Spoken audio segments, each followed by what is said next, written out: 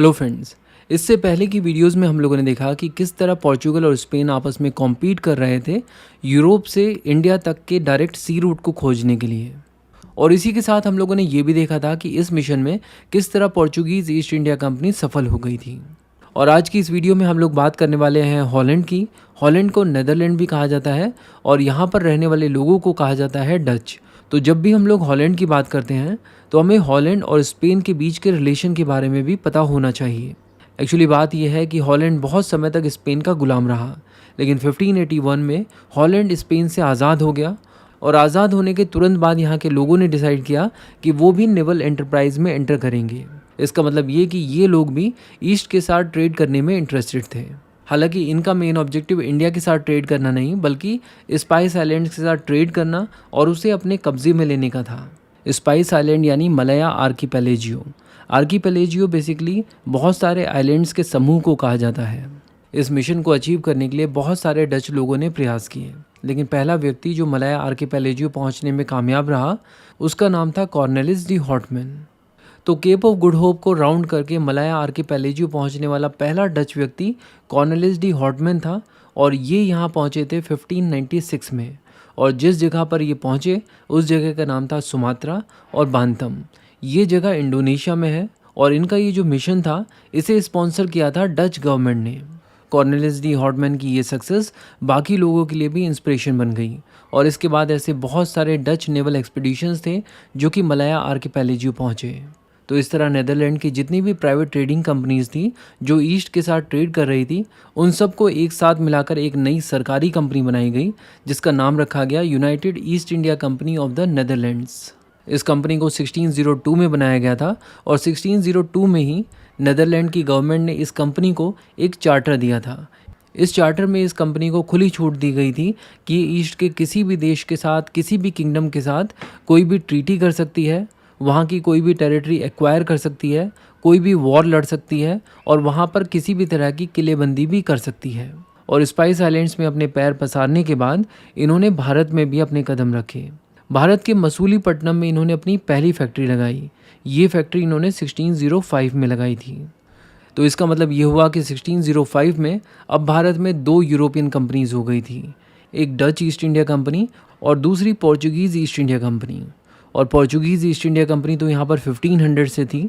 इसका मतलब ये कि डच ईस्ट इंडिया कंपनी जब भारत में आई तब तक पोर्चुगीज़ ईस्ट इंडिया कंपनी को भारत में आए हुए 100 साल से भी ज़्यादा हो चुके थे। तो इसका मतलब ये कि अब भारत में इन दोनों कंपनीज़ के बीच में कुछ ना कुछ तनातनी तो होनी तय है। In fact Dutch east India Company का तो मेन एम ही ये था कि पोर्चुगीज़ ईस्ट इंडिया कंपनी ने जहाँ जहाँ अपने सेटलमेंट्स बनाए हुए हैं या फैक्ट्रीज़ बनाई हुई हैं उन्हीं एरियाज़ को टारगेट करना है और उन्हें अपने कब्जे में लेना है। Actually Dutch east India company के कॉन्फिडेंस का राज ये था कि वो पोर्चुगीज़ ईस्ट इंडिया कंपनी को मलाया आर्कीपेलेजियो में कई बार मात दे चुके थे और भारत में भी अब वो यही टारगेट लेकर आए थे कि भारत में पोर्चुगीज़ का नामो निशान ख़त्म कर दें। हालांकि वो यहाँ पर कोई टेरिटोरियल पोजीशंस के लिए नहीं आए थे, वो आए ट्रेड के लिए ही थे, लेकिन क्योंकि उनके कॉम्पिटिटर्स थे पोर्चुगीज़ तो इसीलिए उन्होंने पोर्चुगीज़ को यहाँ पर टारगेट किया। और इसी का परिणाम था कि 1605 से लेकर 1663 तक डच ईस्ट इंडिया कंपनी ने पोर्चुगीज़ के जितने भी फोर्ट्स थे मालाबार कोस्ट पर उन सब को एक्वायर कर लिया। इसका मतलब ये कि डच ईस्ट इंडिया कंपनी वाकई में पोर्चुगीज़ ईस्ट इंडिया कंपनी के पीछे हाथ धोकर पड़ी हुई थी और 1663 तक पोर्चुगीज़ की हालत बिल्कुल मिजरेबल कर दी थी। लेकिन इस चीज़ को हम लोग डिटेल में डिस्कस करें इससे पहले हमें यहाँ पर एक और प्लेयर को इंक्लूड करना होगा और ये प्लेयर और कोई नहीं बल्कि ब्रिटिश ईस्ट इंडिया कंपनी है जो कि इंडिया में 1607 में आई थी। तो इसका मतलब ये कि 1607 के बाद से भारत में एक ट्रायंगुलर सीरीज चल रही थी between British East India company, Portuguese east India company और डच ईस्ट इंडिया कंपनी। 1578 में एक बहुत ही बड़ी घटना घटी। हुआ क्या कि पोर्चुगीज़ का एक पानी का जहाज़ जो सामान से भरा हुआ था वो इंडिया से पोर्चुगल जा रहा था, लेकिन इससे पहले कि ये जहाज़ पोर्चुगल पहुंचता इसे रास्ते में ही एक इंग्लिश सी पायरेट यानी एक समुद्री लुटेरे ने लूट लिया। इस समुद्री लुटेरे का नाम था फ्रांसिस ड्रेक्स। तो फ्रांसिस ड्रेक्स को इस लूट में बहुत सारा सामान तो मिला ही, साथ ही मिला वो नक्शा जिसके अंदर वो सारी नेविगेशन डिटेल्स थी जिसके बेस पर यूरोप से केप ऑफ गुड होप को राउंड करके इंडिया जाया जा सकता था। इन नेविगेशन डिटेल्स के मिलने के बाद फ्रांसिस ड्रेक्स ने 1580 तक पूरे वर्ल्ड का चक्कर लगा दिया। तो ये एक बहुत ही बड़ा इवेंट था 1580 का। इसके बाद एक और बड़ा इवेंट हुआ 1588 में। 1588 में इंग्लैंड ने स्पेनिश आर्माडा यानी स्पेनिश नेवल आर्मी को धूल चटा दी, यानी स्पेन की नेवल फ्लीट को डिस्ट्रॉय कर दिया। इंग्लैंड की इस विक्ट्री को एक हिस्टोरिक विक्ट्री के रूप में देखा जाता है और उस समय इंग्लैंड की क्वीन थी क्वीन एलिजाबेथ फर्स्ट। लेकिन इससे पहले कि हम आगे बढ़ें, हमें इस पूरे इवेंट का बैकग्राउंड पता होना चाहिए। एक्चुअली बात यह है कि लेट 16th सेंचुरी में यूरोप के काफ़ी सारे देशों के बीच में रिलीजियस टेंशन्स होनी शुरू हो गई थी। पूरा का पूरा यूरोप दो रिलीजियस सेक्ट्स में बंट गया था। एक तरफ थे कैथोलिक्स और दूसरी तरफ थे प्रोटेस्टेंट्स। अब यहाँ पर ये जो दो देश हैं, स्पेन और इंग्लैंड, इन दोनों के ही रूलर्स कैथोलिक्स थे और ये एक मेजर कारण था जिसकी वजह से इंग्लैंड और स्पेन के बीच के संबंध काफ़ी ज़्यादा अच्छे थे। इनफैक्ट 1587 से पहले तक कई दशकों तक इंग्लैंड और स्पेन के संबंध काफ़ी मधुर रहे थे। बट 1587 में एक घटना घटी। हुआ क्या कि इंग्लैंड में वॉर ऑफ सक्सेशन चल रहा था, जिसमें मैरी फर्स्ट, जिन्हें लेजिटिमेट सक्सेसर माना जा रहा था, उनको एग्जीक्यूट करने के बाद 1588 में एलिजाबेथ फर्स्ट इंग्लैंड की नई क्वीन बनी। अब प्रॉब्लम ये थी कि एलिजाबेथ फर्स्ट एक प्रोटेस्टेंट थी। इसका मतलब ये कि इंग्लैंड और स्पेन अब आमने सामने आ गए थे। इसीलिए स्पेन के रूलर फिलिप सेकंड ने ये डिसाइड किया कि इंग्लैंड की राजनीति में ये जो उठापटक हो रही है उसमें उन्हें इंटरफेयर करना होगा। और इसी उठापटक को रोकने के लिए फिलिप सेकंड ने इंग्लैंड के खिलाफ एक नेवल मिशन भेजा। लेकिन क्वीन एलिजाबेथ फर्स्ट की लीडरशिप में इंग्लैंड स्पेन के इस नेवल मिशन को ध्वस्त करने में कामयाब रहा। तो ये जो दो इवेंट्स हम लोगों ने डिस्कस किए, ये दोनों ही इंग्लैंड के लोगों के लिए काफ़ी ज़्यादा इंस्पिरेशनल थे। इन दोनों इवेंट्स ने इंग्लैंड की मैरीटाइम एंटरप्राइज को काफ़ी ज़्यादा स्टिमुलेट कर दिया। लोगों को अब ये विश्वास होने लगा था कि अगर हम स्पेन को हरा सकते हैं तो हम भी पोर्चुगीज़ की तरह ईस्ट में जाकर ट्रेड कर सकते हैं और बहुत पैसा कमा सकते हैं। और यही कारण बना कि अब बहुत सारे इंग्लिश ट्रेडर्स ईस्ट में व्यापार करने के लिए आने लगे थे। और फाइनली 1599 में एक ट्रेडिंग कंपनी बनती है जिसका नाम था governor and the company of merchants of London trading in east Indies. इसी कंपनी को हम लोग इंग्लिश ईस्ट इंडिया कंपनी या फिर ब्रिटिश ईस्ट इंडिया कंपनी के नाम से जानते हैं। और जिन इंग्लिश ट्रेडर्स ने इस कंपनी को बनाया था वो इंग्लिश ट्रेडर्स अपने आप को कहते थे मर्चेंट एडवेंचरर्स। और इन्हीं मर्चेंट एडवेंचरर्स ने 1599 में क्वीन एलिजाबेथ फर्स्ट के पास एक पेटिशन भेजी और उनसे परमिशन मांगी कि आप हमें ईस्ट में ट्रेड करने की मोनोपोली दीजिए। और 31 दिसंबर 1600 में क्वीन एलिजाबेथ ने इस कंपनी को 15 साल के लिए ईस्ट में ट्रेड करने की मोनोपोली ग्रांट कर दी।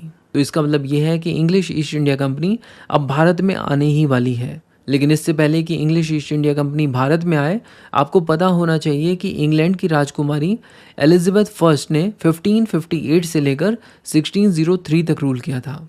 और ये लगभग वही समय था जिस दौरान भारत में मुगल रूल हुआ करता था और यहाँ पर रूलर थे अकबर। अकबर ने 1556 से लेकर 1605 तक रूल किया था। यानी अकबर और एलिजाबेथ फर्स्ट कंटेम्प्रेरी रूलर्स थे। तो जैसा कि हम लोगों ने कहा कि इंग्लिश ईस्ट इंडिया कंपनी अब ईस्ट में ट्रेड करने के लिए आने वाली है। लेकिन हम जानते हैं कि स्पाइस आइलैंड्स में डच ईस्ट इंडिया कंपनी पहले से बैठी हुई थी और इंडिया में पोर्चुगीज़ ईस्ट इंडिया कंपनी ने अपनी धाक पहले से बनाई हुई थी। और इंग्लिश ईस्ट इंडिया कंपनी ने अपनी शुरुआती 2 मिशंस इंडिया में नहीं बल्कि मलाया आर्किपेलेजियो यानी स्पाइस आइलैंड्स में भेजे थे। इसके बाद उनका जो तीसरा नेवल मिशन था वो पहुंचा इंडिया। ये नेवल मिशन 1607 में सूरत में लैंड किया और इस नेवल एक्सपीडिशन को लीड कर रहे थे कैप्टन हॉकिंस।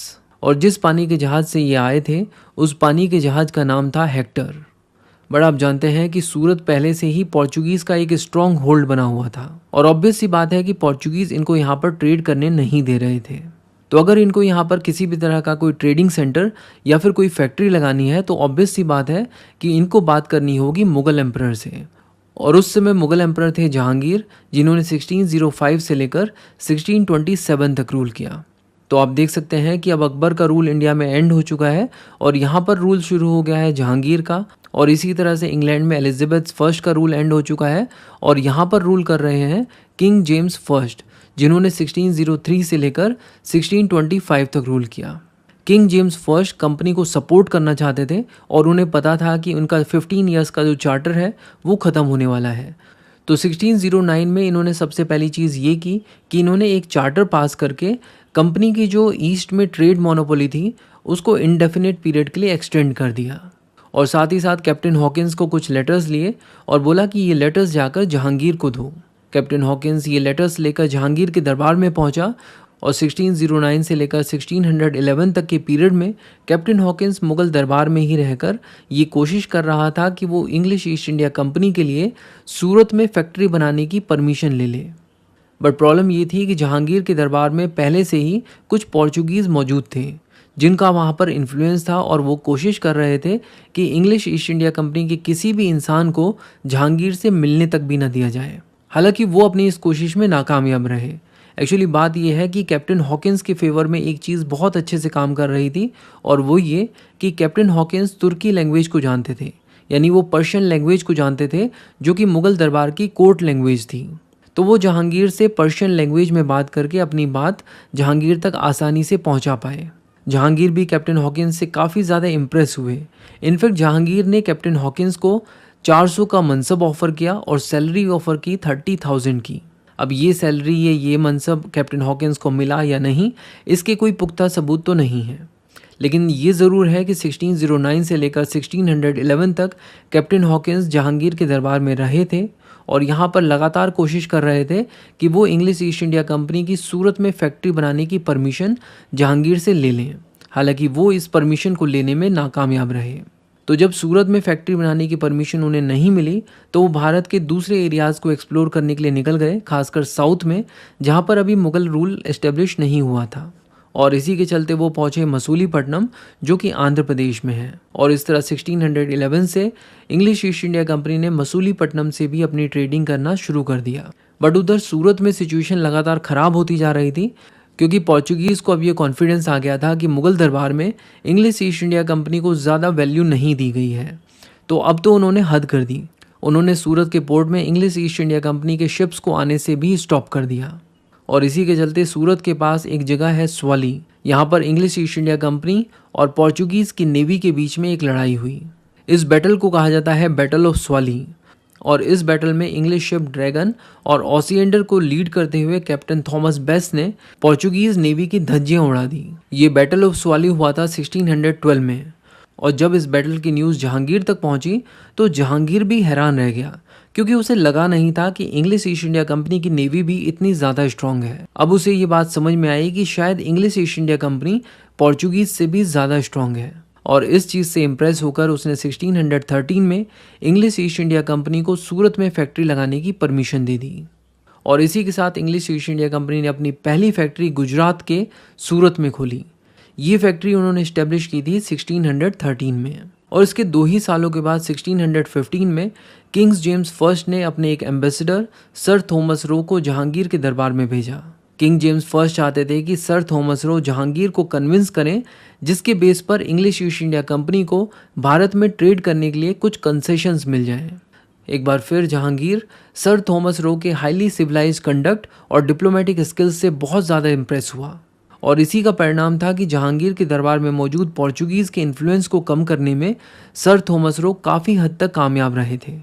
ये जहांगीर के दरबार में लगभग 3.5 साल रहे, सितंबर 1615 से लेकर फरवरी 1619 तक। और जहांगीर ने खुश होकर इंग्लिश ईस्ट इंडिया कंपनी को परमिट किया कि वो मुग़ल डोमिनियन में कहीं पर भी ट्रेड कर सकते हैं, लेकिन बिना किसी को परेशान किए हुए। बट ये बात उन्होंने सिर्फ अपनी ज़बान से बोली थी, उन्होंने इसके बारे में कोई डॉक्यूमेंट साइन नहीं किया था। इसका मतलब इन दोनों के बीच में किसी भी तरह की कोई कमर्शियल ट्रीटी साइन नहीं हुई थी। उन्होंने सिर्फ ये बात अपने मुंह से कही थी। तो अल्टीमेटली फरवरी 1619 तक कंपनी के पास अब ये परमिशन थी कि वो मुग़ल डोमिनियन के अंदर आगरा, अहमदाबाद और भरूच में अपनी फैक्ट्रीज लगा सकते हैं। ब्रिटिश ईस्ट इंडिया कंपनी ने अपनी पहली फैक्ट्री सूरत में 1613 में लगाई थी। और इसके बाद हम लोगों ने देखा कि 1615 से लेकर 1633 के बीच में इन्होंने अहमदाबाद, भरूच, आगरा, मसूलीपट्टनम और बालासोर में भी अपनी फैक्ट्री लगा दी थी। चलिए इन सभी फैक्ट्रीज़ के लोकेशन एक बार मैप के ऊपर देखते हैं। आप देख सकते हैं कि इनकी मसूलीपट्टनम वाली जो फैक्ट्री है ये बेसिकली कोरोमंडल कोस्ट पे है और इसी रीजन में इन्होंने एक और फैक्ट्री लगाई और ये फैक्ट्री थी मद्रास में। अगर आज की डेट में बात की जाए तो ये रीजन तमिलनाडु में है। तो चलिए आज की इस वीडियो में हम लोग सिर्फ मद्रास के ऊपर फोकस करते हैं और देखते हैं कि ये region British East India Company को किस तरह मिला। तो एक्चुअली ये जो रीजन है ये बेसिकली डिसइंटीग्रेटिंग विजयनगर एम्पायर के रूल में आता था। और 1639 में इस रीजन को राजा ऑफ चंदेरी, जो कि विजयनगर एम्पायर के ही वंशज थे अराविदु डायनेस्टी के, उन्होंने ही मद्रास को 1639 में ब्रिटिश ईस्ट इंडिया कंपनी को लीज पर दे दिया था। लीज पर देने का मतलब है कि किसी रीजन को लॉन्गर पीरियड के लिए रेंट पर देना। और इन दोनों के बीच में रेंट ये डिसाइड हुआ था कि मद्रास पोर्ट को यूज़ करके ब्रिटिश ईस्ट इंडिया कंपनी जितना भी कस्टम्स रेवेन्यू जनरेट करेगी उसका हाफ ऑफ द रेवेन्यू वो राजा ऑफ चंदेरी को देगी। और इसके बदले British East India company Madras को फोर्टिफाई कर सकती थी, उसको इस रीजन को एडमिनिस्टर करने का भी अधिकार दे दिया गया था, और साथ ही साथ वो इस रीजन में कॉइन मिंट भी कर सकती थी।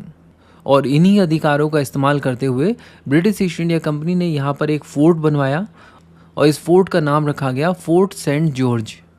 ब्रिटिश ईस्ट इंडिया कंपनी का भारत में ये पहला फोर्ट था। और 1641 के बाद से ब्रिटिश ईस्ट इंडिया कंपनी अपने इस फोर्ट को हेडक्वार्टर की तरह यूज़ कर रही थी अपने उन सभी पोजीशंस के लिए जो कि कोरोमंडल कोस्ट पर थे। और ऐसा करते हुए लगभग 10 सालों के बाद यानी 1652 में मद्रास को प्रेसिडेंसी का स्टेटस दे दिया गया, यानी इस रीजन को कहा जाने लगा मद्रास प्रेसिडेंसी।